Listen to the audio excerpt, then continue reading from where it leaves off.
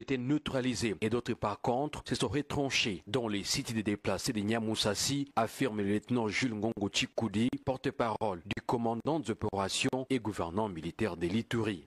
Des Niamamba, Café, Jo, Gobi, Bui, où ces miliciens étaient visibles, à ce moment où nous vous parlons, ils ont été terrifiés par les forces armées et ils se sont réfugiés dans le cas de Niamoussassi.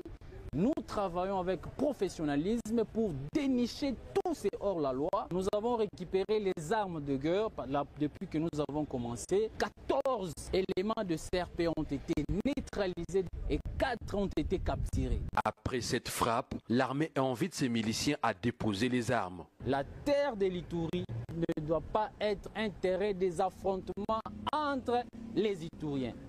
Et donc, il est grand temps que la CRP abandonne cette entreprise criminelle pour qu'ils puissent avoir la vie sauve.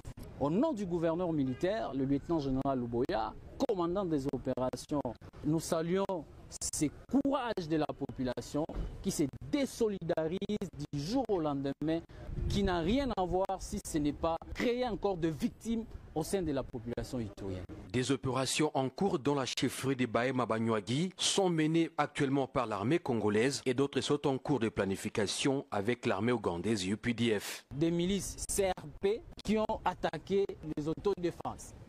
Et c'est ça que nous déplorons. Parce que apparemment les autres ont choisi la voie de la paix, le camp de la patrie, ça a été dit, et les autres ont voulu les attaquer et c'est ce qui se passe actuellement à Nizi. Malheureusement, la CRP a causé des morts dans le cas de la population de Nizi. Les forces armées de la République démocratique du Congo promettent poursuivre les opérations afin d'imposer la paix sur l'ensemble de la province de l'Ituri, une province qui est dans une phase de sa reconstruction et de son développement.